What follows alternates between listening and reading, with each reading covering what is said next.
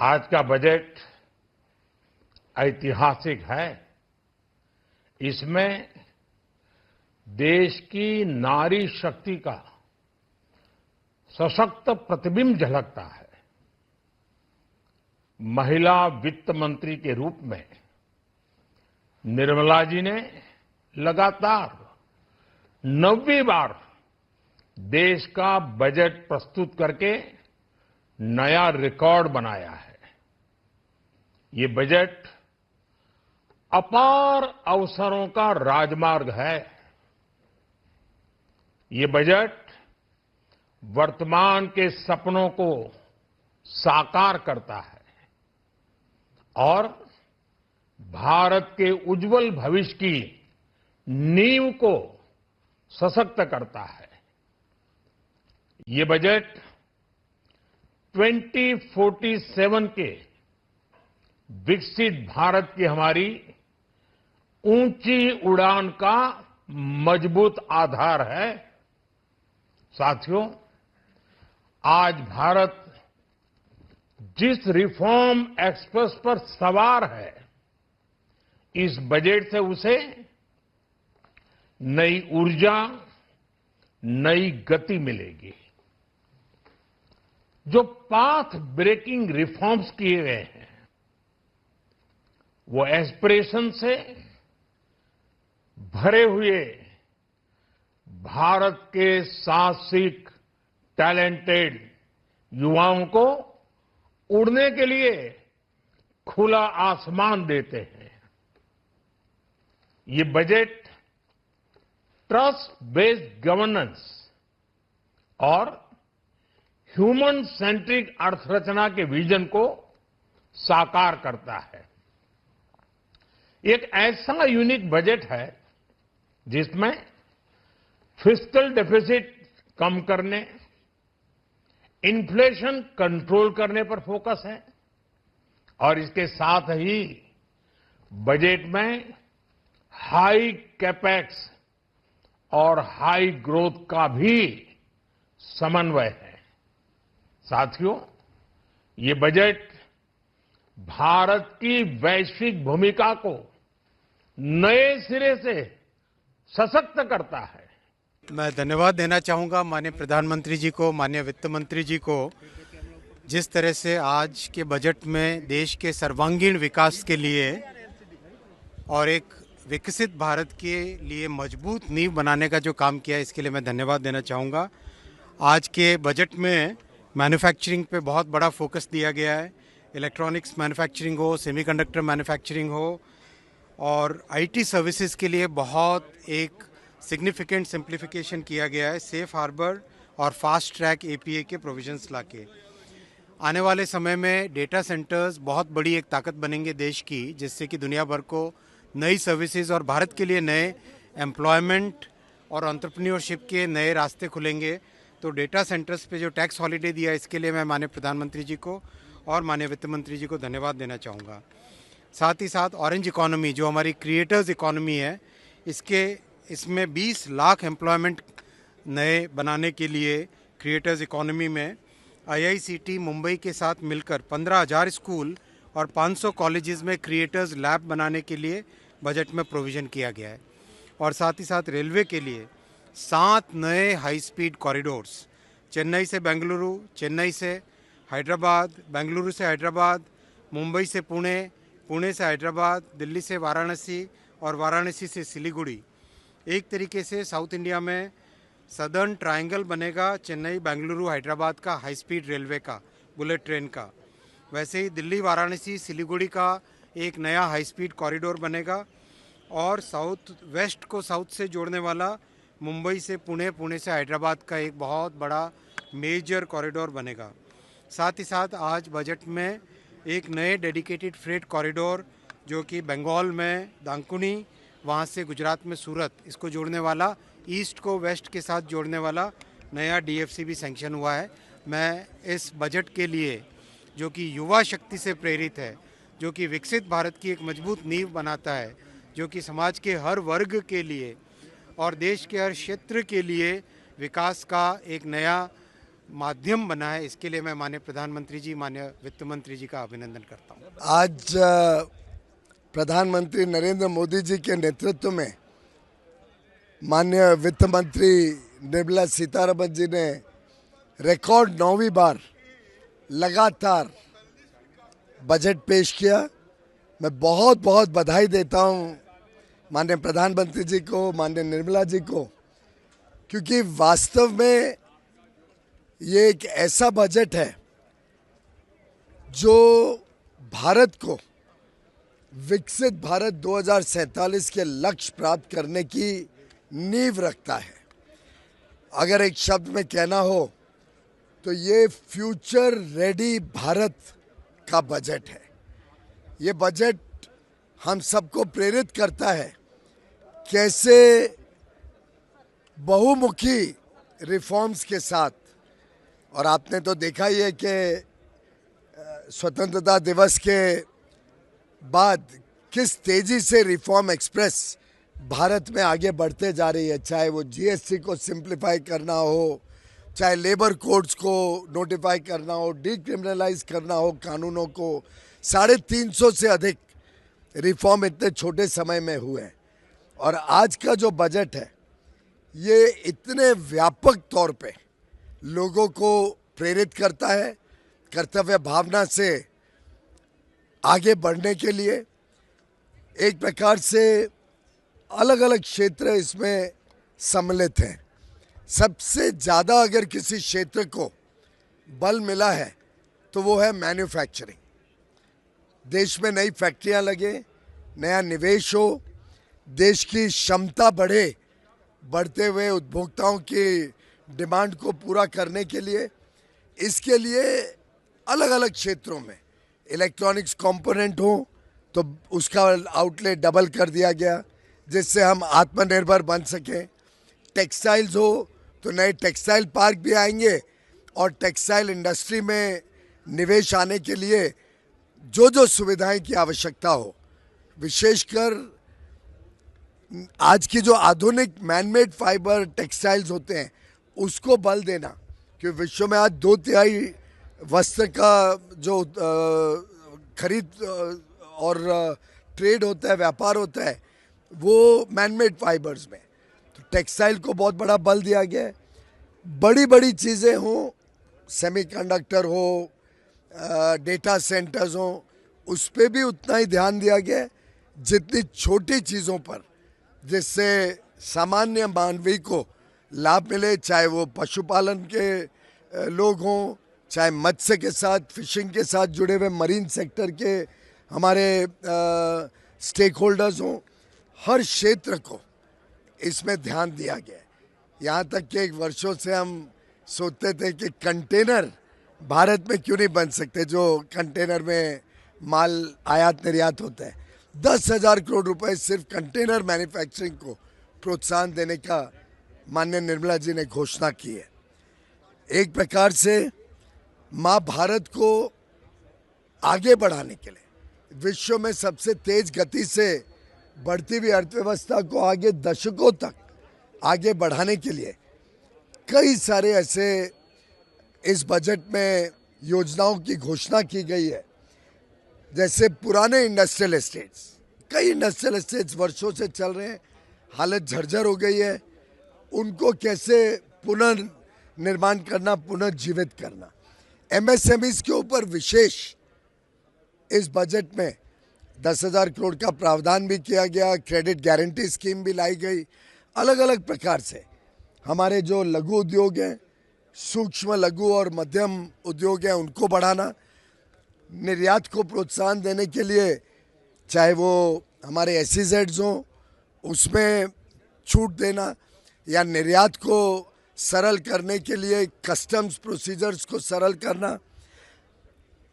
देश में जलवायु परिवर्तन के खिलाफ लड़ाई अहम भूमिका रखती है, तो ग्रीन एनर्जी, एनर्जी सिक्योरिटी के लिए भी बहुत गंभीरता से इस बजट में प्रावधान किए गए हैं।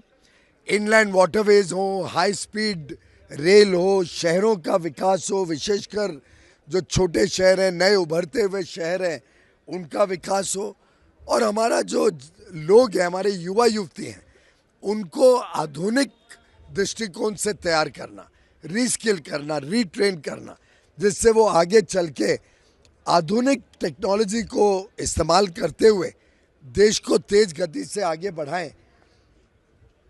टेक्नोलॉजी के क्षेत्र को भी एक अहम प्राथमिकता दी गई है इस बजट में। स्पोर्ट्स हो, एजुकेशन हो, मैं समझता हूं इतना व्यापक प्रभाव शायद ही कभी हमने बजट में देखा है। ये बजट देश को आगे चल के 22 साल के इस अमृत काल में कैसे तेजी से हमने सबने मिलके सभी का साथ, सभी का विकास के मंत्र को आगे बढ़ाने के लिए काम करना है, उसका एक रोड मैप देने का काम करता है। बहुत बहुत धन्यवाद। जो हर बजट के बाद वो रिकॉर्ड चलता है। आप मुझे बताइए कि कोई ठोस तो बताएं कि क्या गलत है। क्या वो नहीं चाहते हमारे एमएसएमई सेक्टर की प्रगति? क्या वो देश में उत्पादन क्षमता बढ़े, वो नहीं चाहते हैं? क्या मत्स्य पालन करने वाले, पशुपालन करने वाले लोगों का, किसानों का उज्जवल भविष्य नहीं चाहते हैं? क्या वो देश में टेक्नोलॉजी आए, आर्टिफिशियल इंटेलिजेंस हो, सेमीकंडक्टर्स हो, डेटा सेंटर्स हो, लाखों करोड़ों लोगों को, युवा युवतियों को नई नौकरी मिले, उनका हुनर बढ़े, उनका कौशल विकास हो? क्या विपक्ष ये नहीं चाहते? ठोस तो बताए ना क्या तकलीफ है। ये पहली बार ऐसा कोई सरकार ने निर्णय लेने का साहस किया है कि जो विदेशी कंपनियां डेटा सेंटर्स भारत में लगाएंगी, और आप जानते हैं कि डेटा सेंटर भारत में लगना यानी बड़े मात्रा में निवेश आना। एक गीगावाट डेटा सेंटर पे 15 बिलियन यानी करीब 1.25 लाख से 1.5 लाख करोड़ रुपए लगता है। अगर विदेशी कंपनियां भारत में आके डेटा सेंटर लगाती हैं और उससे विश्व भर में क्लाउड सर्विसेज देती हैं, तो उनको 2047 तक की टैक्स हॉलिडे दी गई है। ये ऐतिहासिक है, अभूतपूर्व है, और मैं समझता हूँ इससे बड़े पैमाने पे भारत में निवेश आएगा, विदेशी मुद्रा आएगी, भारत में लोगों को नौकरी का साधन मिलेगा। उसके कारण हमारे ग्रीन एनर्जी, सोलर पावर हो, रिन्यूएबल पावर हो, न्यूक्लियर पावर हो, पंप स्टोरेज हो, बैटरी स्टोरेज हो, ग्रीन हाइड्रोजन, ग्रीन अमोनिया, इस सब क्षेत्र में डिमांड बढ़ेगी, लोगों को कमाई होगी, आमदनी बढ़ेगी, और भारत की विदेशी मुद्रा की कमाई भी इससे बढ़ेगी। तो बहुत ही अहम निर्णय है और इसका लंबे अरसे तक भारत में अच्छा प्रभाव पड़ेगा। शेयर मार्केट में मुझे लगता है लोग इसका व्यापक स्वरूप अभी तक समझ नहीं पाए। जैसे जैसे गहराई में जाएंगे और देखेंगे इससे अर्थव्यवस्था को कितना बल मिलेगा, तो उनको भी समझ में आएगा कि ये कितना अच्छा बजट है, कितना बजट आगे चल के देश को लाभ देने वाला है। And we hope to take forward the Prime Minister's vision of capitalizing on India's growth potential. You have seen a growth of close to 7.5%, a complete control on inflation coming down to 1.7%, a huge jump in capital expenditure from 2 lakh crore to almost 11 lakh crore this year to 12 lakh crore next year. So it's a budget that is going to empower India, is going to power India, and is going to take India on its trajectory, which is today the fourth largest economy to the third largest economy by next year and onward and forward. Thank you.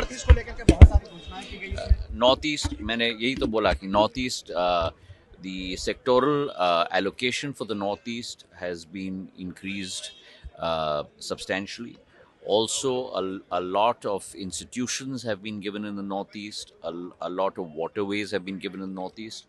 So it's a budget which has given a huge amount of impetus to the Northeast, and for that I'm thankful to the Finance Minister. जो हमारे हिमाचल के जो किसान हैं, जहाँ के जो rare जिसे एग्रो फॉरेस्ट्री कहते हैं, वेरियस नट्स हो गए, चाहे वो पाइन नट्स हो गए, हेजल नट्स हो गए, अखरोट हो गए, बादाम, ये सब, इससे काजू की जो इस तरह की जो खेती हमारे हिमाचल में पाइन नट्स वगैरह बहुत होते हैं, लेकिन उसको जो है बूस्टिंग की ज़रूरत ज़रूरत है, उस वैसे वैसे मुद्दों को जो है छुआ हुआ है। तो आई थिंक जन साधारण टैक्सेशन रिलीफ से लेकर जो ये जन जन के जो मामले हैं, इतनी खूबसूरती से जो बजट पेश किया गया है, हम बहुत ही बधाई देते हैं हमारी सरकार को, प्रधानमंत्री जी को, वित्त मंत्री जी को। हार्दिक हार्दिक शुभकामनाएं। धन्यवाद। अखिलेश जी, बजट को क्या कहेंगे आप? किस तरह का बजट? कितने नंबर देंगे बजट को? आपने पूरा बजट सुना, यही हाल रहा तो लोहे पर पीतल चढ़ा करके जेवर बनाने पड़ेंगे। और ये बजट गरीब के समझ के बाहर है। जो बुनियादी चीजें हैं, शिक्षा, स्वास्थ्य, आप सोचिए उत्तर प्रदेश का हाल आपने सुना होगा, देखा होगा। पोस्टमार्टम होना है किसका, और पोस्टमार्टम के लिए ले किसको जा रहे हैं? ओटी में जाना किसको था, ले किसको जा रहे हैं? ये तो स्वास्थ्य व्यवस्था का हाल है।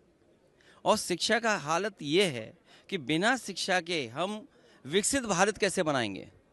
विकसित भारत का सपना अगर देखना है तो शिक्षा क्षेत्र में हमें ज़्यादा से ज़्यादा बजट देना पड़ेगा। ये समझ से बाहर बजट है, ये सपने दिखाने वाला बजट है। जिन लोगों ने अपने पुराने घोषणा पत्र पे कोई काम ना किया, उनसे उम्मीद क्या करोगे? बीजेपी से उम्मीद ही नहीं तो बजट से उम्मीद क्या करेंगे?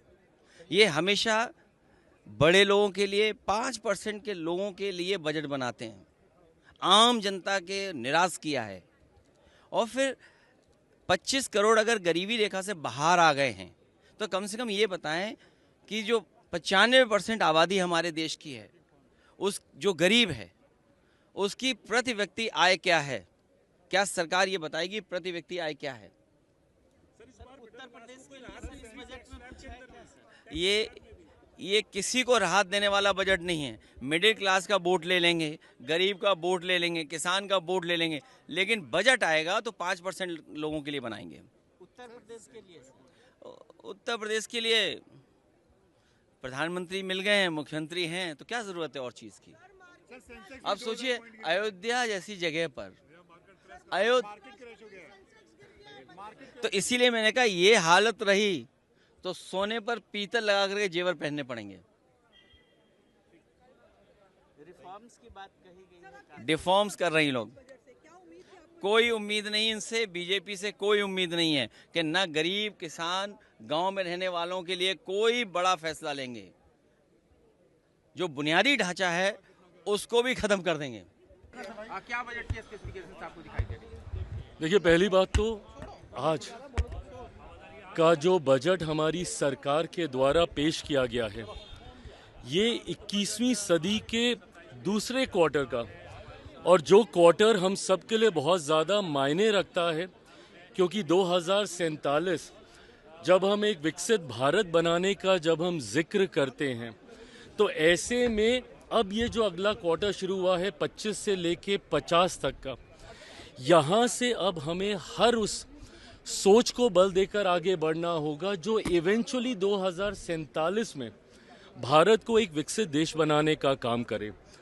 और अब अगर आप इस सोच के साथ इस बजट को अगर आप देखिएगा तो आपको एहसास होगा कि किस तरीके से इंफ्रास्ट्रक्चर पे बल दिया गया है, रूरल इंफ्रास्ट्रक्चर पे बल दिया गया है, अर्बनाइजेशन के ऊपर जोर दिया गया है, गांव शहर की दूरी को कम करने का इसमें प्रयास किया गया है, आत्मनिर्भरता पे बल दिया गया है, मैन्युफैक्चरिंग और मैन्युफैक्चरिंग सेक्टर के हर एक वर्टिकल्स में, भले वो डिफेंस में हो, वो प्रोसेसिंग में हो, वो किसी भी क्षेत्र में हो, रेयर मिनरल्स में हो, हर क्षेत्र में जिस तरीके से आत्मनिर्भरता को कुंजी बनाकर इस बजट में उस व्यवस्था को और ज़्यादा मजबूत करने का प्रयास किया गया है।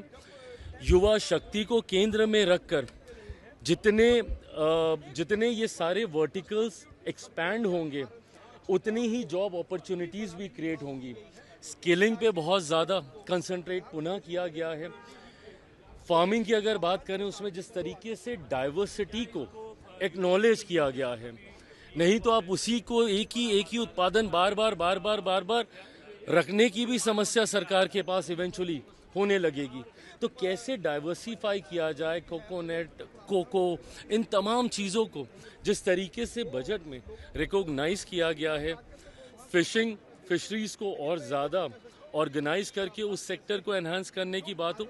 मैं मानता हूं कि ये 47 विकसित भारत के निर्माण के लिए उसकी एक मजबूत नींव को तैयार करने वाला एक बहुत ही विजनरी बजट है। और इसकी खासियत ये भी है कि 9वीं बार वित्त मंत्री जी ने इस बजट को पेश किया है। खासियत तो ये है कि उन्होंने 9वीं बार किया है, बट एक ही प्रधानमंत्री के अंदर उन्होंने 9वीं बार किया है। ये कंटिन्यूटी दिखाता है, स्टेबिलिटी दिखाता है सरकार की सोच में, सरकार की नीतियों में, जो कहीं ना कहीं वैश्विक स्तर पर भी हमारी पहचान को मजबूत करता है। इंपोर्ट एक्सपोर्ट्स को हम लोगों ने मजबूती देने की इसमें बात की है, और ईज ऑफ बिजनेस के साथ साथ ईज ऑफ लिविंग पे इस सरकार का, हमारी सरकार का बल रहा है। रिफॉर्म एक्सप्रेस का जिक्र मेरे प्रधानमंत्री आदरणीय नरेंद्र मोदी जी करते रहे, और रिफॉर्म्स के माध्यम से जितना सरलीकरण हो सकता है सिस्टम का, वो करने का प्रयास किया। आज के बजट में भी आप देखें जिस तरीके से पहले के बजट और आज के बजट में समझने के लिए ज़्यादा था, चीज़ें ज़्यादा समझ में आ रही थी। पार्ट ए पार्ट बी जिसका जिक्र मैं सुबह से कुछ न्यूज़ चैनल पे भी सुन रहा हूँ, जिस तरीके से उसको भी इक्वली बैलेंस किया गया है, ताकि सही में जो टेक्निकल पक्ष भी है उसको भी जनता तक सही ढंग से पहुँचाया जाए। तो मैं मानता हूँ कि ओवरऑल ये 2047 को मद्देनज़र रखते हुए इस बजट को तैयार किया गया, और इसके लिए मैं मेरी तरफ से, मेरी पार्टी की तरफ से माननीय वित्त मंत्री साहिबा का दिल से आभार प्रकट करता हूँ। बिल्कुल मैन्युफैक्चरिंग पर, और जो नए नए पूरे आइटम का इलेक्ट्रॉनिक है, इलेक्ट्रॉनिक कंपोनेंट, मोबाइल फ़ोन, बाकी चिप्स, और इसके अलावे जो एक बहुत महत्वपूर्ण बात मैं कहना चाहूँगा कि टायर 2, टायर 3 सिटीज़ में कॉरपोरेट मित्रा की जो बात की गई है वो काफ़ी एक नई सोच है। तो अभिनंदन, बहुत अभिनंदन। There's nothing much in the budget and I think जो expectations होती हैं, and जिस तरह पहले पूरे परिवार एक साथ बैठ के बजट देखते थे कि क्या है हमारे लिए इस बजट में, तो ना महिलाओं के लिए इस बजट में कुछ खास है, ना हमारे युवाओं के लिए कुछ खास है। और जिस तरह हम चाहते हैं कि एजुकेशन में, शिक्षा पे बजट बढ़े, सरकार की तरफ से ध्यान दिया जाए और स्वास्थ्य पे ध्यान दिया जाए, तो और कैंसर जिस तरह फैल रहा है, मैं समझती हूँ कि स्वास्थ्य, शिक्षा और किसानों को अगर नज़र में रखा जाए तो, और युवाओं को और महिलाओं को अगर नज़र में रखा जाए तो इस बजट में इन सभी मेजर सेक्शंस के लिए कुछ भी नहीं है। Thank you. देखिए, आज का बजट इतना प्रैक्टिकल था, और एक विकसित भारत के लिए जो रिफॉर्म एक्सप्रेस मोदी जी का जो चला है, उसका एक बहुत बड़ा आज हम लोगों को बजट में देखने को मिला है। और मैं मानता हूं कि आज का बजट कोई पॉलिटिकल भाषणबाजी नहीं, बिल्कुल विकास और विकसित भारत के लिए रिफॉर्म एक्सप्रेस का बहुत अच्छा एक प्रदर्शित हमारा वित्त मंत्री जी ने किया है। मैं बहुत खुश हूं। और एक एक पैकेज जो अनाउंस हुआ, जो इस्टेब्लिश हुआ, वो तो कहना ही नहीं है। अब कितना मैं काउंटिंग करूं, जो पूर्वोदय के लिए जो किया है, और जितना एक्सप्रेस हाईवेज का घोषणा हुआ है, बुद्धिस्ट सर्किट का जो हुआ है, माइनॉरिटीज़ के लिए तो इतना बड़ा घोषणा हुआ। मैं अभी सारे माइनॉरिटी कम्युनिटी के साथ भी मैं बैठने वाला हूँ, क्योंकि हमारा माइनॉरिटी मिनिस्ट्री का इतना अच्छा बजट आया, और जितना गैप फंडिंग होना है सब मैं पूरा कर पाऊँगा। मैं बहुत सेटिस्फाइड हूँ। एक मंत्री होने के हिसाब से भी मैं बहुत खुश हूँ। उससे मैं ज़्यादा खुश एक मैं नागरिक होने के नाते, एक भारतीय नागरिक होने के नाते इस बजट से मैं बहुत ही उत्साहित हूँ। अनाउंस हुआ है इंफ्रास्ट्रक्चर से लेकर के, जैसे मैंने कहा, बुद्धिस्ट सर्किट से कनेक्टिविटी और हर दृष्टि से, तो एक दृष्टि से पूरा भारत के लिए तो किया ही किया है। नॉर्थ ईस्ट और ईस्टर्न इंडिया के लिए बहुत बड़ा फोकस मिला है इस बजट में। विपक्ष कह रहा है कि कुछ आम आदमी के लिए कुछ नहीं है, मिडिल क्लास के लिए कुछ नहीं ये सारा आम आदमी के लिए ही है। विपक्ष अपने आप को आम आदमी नहीं समझते हैं, वो बहुत ही विशेष लोग अपने आप को मानते हैं। तो हम क्या कर सकते हैं? ये बजट का सारा जो प्रावधान है ये आम आदमी के लिए ही तो है। देश में जो गरीब है, मिडिल क्लास है, उनके लिए तो है। अब इतना कैपिटल एक्सपेंडिचर, इतना इंफ्रास्ट्रक्चर बनेगा, इस्तेमाल कौन करेगा? ये विपक्ष वाला क्या इस्तेमाल नहीं करेंगे क्या? 11 सालों में जो रिफॉर्म्स हुए हैं वो रिफॉर्म्स एक्सप्रेस और तेजी से आगे बढ़ेगा तो फायदा तो ये विपक्ष के लोगों को भी होगा। ये क्या वो भारतीय नहीं है क्या? वो दुखी क्यों है? मेरा सिर्फ विपक्ष के साथियों को एक चीज कहना है, अच्छा बजट का स्वागत कीजिए, राजनीतिक करके इसमें पानी फेरने का काम मत कीजिए। देश खुश है, आज भारत के बजट को दुनिया देखता है, इसलिए मैं मानता हूं कि आज का बजट को अगर कोई क्रिटिसाइज करता है तो वो राजनीतिक सोच के साथ करता है। अदरवाइज इस बजट को आप आलोचना करने का कोई जगह ही नहीं रखा है। आपने देखा है कोई राजनीतिक बात करके कोई इधर उधर का बात नहीं किया, बिल्कुल ग्रोथ विकास पे फोकस था। Total disappointment for Kerala. Total disappointment for Kerala. Last 7 years they are promising. Last 10 years they are promising that AIIMS is going to give to Kerala. In this budget also no mention about AIIMS for Kerala. If you think about the tourism sector, Ayurveda sector, health sector, everything, Kerala has a very big contribution for this country. Nothing concretely for Kerala. What they are given to Kerala, some announcement, general announcement regarding some industries, and then one corridor for mineral resources. These are all for, for whom they are announcing all these things. This budget is not for common people. It's this budget for big corporates. Sabri rail issue was also been... No, ma'am. Then I don't know how much they are earmarking for Manrega. We would like to know about that. We will see the details and we will comment on details. Market has crashed, sir. So it means that people are not welcoming this budget. Do you think so? How can people welcome this budget? Nothing is there. Hollow. Completely hollow. केंद्रीय budget आज पेश हुआ, आप लोकसभा मौजूद थे, सुने, क्या कुछ आपको लगा बजट में? बजट में काश कुछ लगा होता। हालांकि माननीय प्रियंका गांधी जी ने कहा था कि इस बजट से कोई उम्मीद नहीं है, लेकिन मैं देख रहा हूं कि वाकई नाउम्मीदी से भरा हुआ ये बजट है।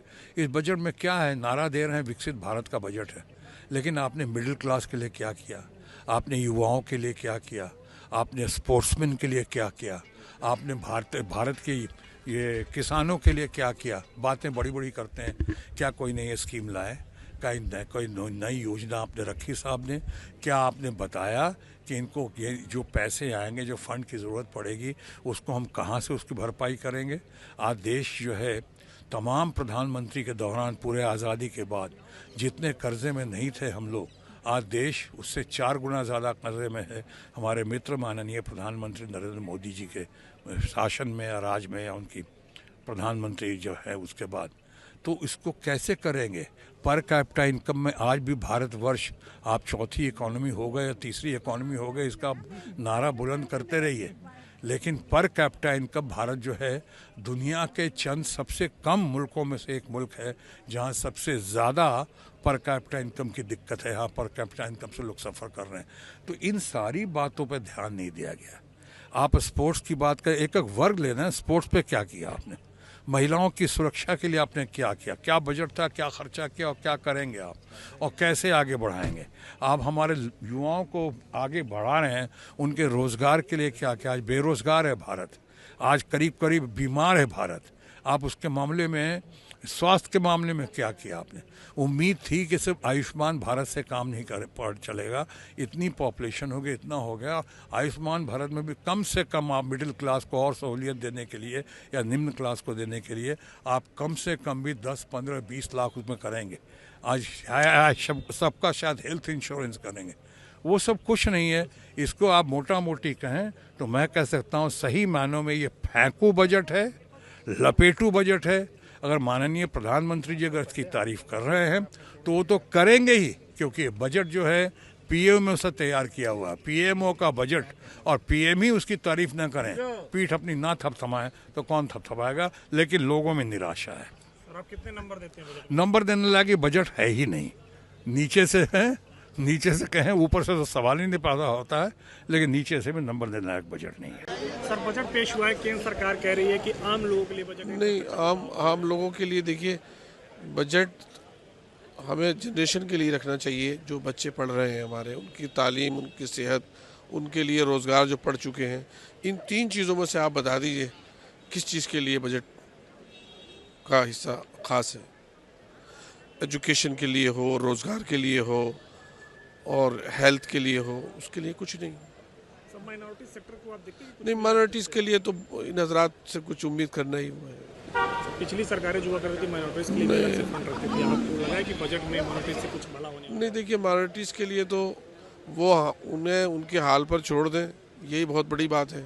जिस तरह से उनको टारगेट करके उनको डिस्ट्रॉय करने की कोशिश की जा रही है, ये हम तो चाहते हैं कि बस टारगेट ही ना करें, यही हमारे लिए सबसे बड़ा बजट हो जाएगा। देखिए, this is a very impressive continuation of what has been happening for the last 12 years under the leadership of Prime Minister Narendra Modi ji, which has delivered the fastest growing large economy, the lowest inflation, largest number of people brought out of poverty, employment targets being met after decades of aspiration, and the thrust that has been given in this budget to tourism, to infrastructure, to MSMEs, to the small scale sector. These are all very, very impressive. A wide range of initiatives. This is going to keep the India story going as the best economic story in the world.